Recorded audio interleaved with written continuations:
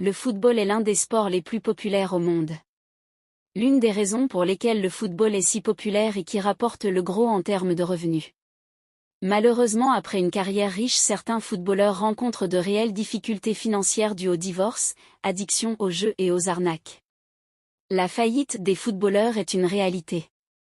Dans cette vidéo, vous allez découvrir les joueurs qui ont fini ruinés ou qui ont été ruinés à un moment de leur carrière après leur divorce. Mais tout d'abord, si vous êtes nouveau sur la chaîne, n'oubliez pas de vous abonner et de cliquer sur la cloche de notification pour ne plus rater aucune de nos prochaines vidéos. Numéro 1. Joaquim Fernandez. Le destin de Joaquim Fernandez est tragique. Né au Sénégal en 1972, le joueur formé par les Girondins de Bordeaux, où il joue notamment aux côtés de Zinedine Zidane durant sa carrière, envoyait une partie de ses revenus au Sénégal pour aider sa famille. Malheureusement, il ne parvient pas à percer. Il traverse alors de longues années de galère, il se sépare de sa femme et ne voit plus son fils. Il finit sa vie comme un sans domicile fixe dans la commune de Mende où il s'est lié d'amitié avec quelques locaux. L'ancien joueur est rentré discret sur son passé, ses nouveaux amis ne savent même pas qu'il est un ancien footballeur. Il est retrouvé mort de froid à 43 ans le 19 janvier 2016 dans un entrepôt de la commune où il avait pour habitude de dormir. Numéro 2. Louis Seillan.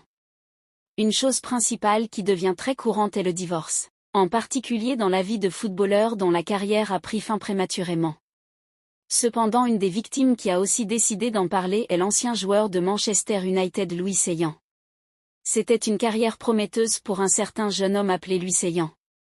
Il avait tout pour devenir une superstar. Joueur sans doute pour le plus grand club de Royaume-Uni, Manchester United et Fulham, les choses se déroulant très bien pour lui. Seillan, comme tout autre homme, a trouvé l'amour et espérait fonder une famille que tout le monde aimerait avoir. Il a accroché les crampons après un court passage avec la Lazio en Serie A italienne, et ce fut le début d'une chute. Dans sa détermination à fonder une belle famille, les choses sont devenues difficiles dans sa vie après la retraite. Et pour aggraver les choses, Louis Seillan est malheureusement devenu célibataire après que sa femme ait décidé de le larguer parce que les choses n'allaient pas bien financièrement. Lorsque le footballeur français a acquis une certaine confiance pour parler, Seillan a clairement déclaré que son observation lui avait fait croire qu'il était clair que les épouses de footballeurs s'éloignent d'eux si leur carrière tombait à l'eau. Numéro 3. Ismaël Bangoura. L'ancien buteur de Sili National de la Guinée, Ismaël Bangoura, a perdu tous ses biens. Il aurait été complètement ruiné par sa femme Essamara avec qui il partageait le même compte bancaire. Auteur d'une belle carrière avec des passages marqués au FC Nantes. Ismaël Bangoura s'était offert une dernière expérience en Arabie Saoudite, mais après avoir rompu son contrat, l'international guinéen est retourné en France pour vivre avec sa famille et profiter de la vie. Mais selon la presse guinéenne, le joueur qui partageait son compte avec sa femme va tout perdre après un problème. Cette dernière avait viré des millions d'euros du compte du footballeur vers un autre compte personnel. Celle-ci s'est trouvée en Italie. Chamara n'aurait laissé que quelques 200 € sur le compte de Bangoura. Et en plus, Ismaël Bangoura aurait mis tous ses biens au nom de sa femme Aïcha, une situation qui rappelle celle de l'ancien international ivoirien Emmanuel Eboué, après avoir amassé beaucoup d'argent durant sa carrière avec un passage à Arsenal. Il avait tout perdu après son divorce. Numéro 4. Joseph Touré. Joseph Touré est un international français qui a fait les beaux jours du FC Nantes au début des années 80, surnommé le Brésilien. Pour international hors norme, il avait toutes les aptitudes pour réussir une brillante carrière, cependant ses frasques et une mauvaise gestion de sa fortune ont drainé sa chute. Sur le rocher, le joueur s'en donne au quotidien outrancier et cela se ressent sur le terrain. Fatigué de son comportement, l'AS Monaco licencie le joueur. Joseph Touré continue ses écarts de conduite et passe même par la case prison. Son agent Claude Barquet le lâche à son tour, et José Touré finit ruiné alors qu'il était le joueur français le mieux payé de son époque.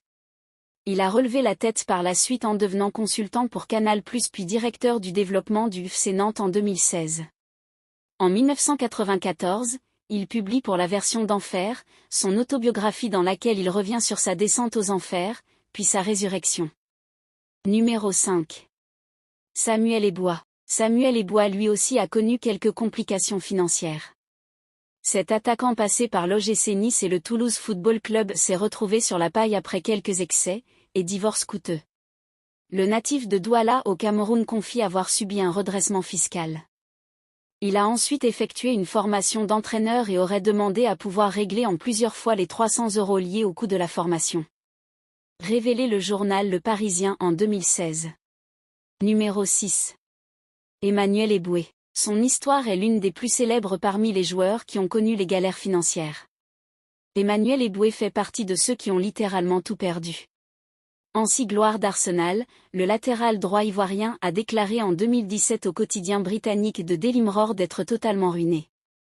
À l'époque, le joueur explique avoir perdu sa fortune lors de son divorce. Son ex-femme aurait notamment récupéré sa maison.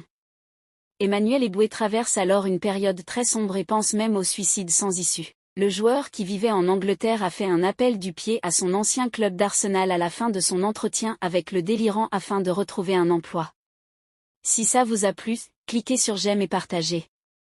Mais n'oubliez pas de vous abonner et de cliquer sur la cloche de notification pour ne pas rater mes prochaines vidéos.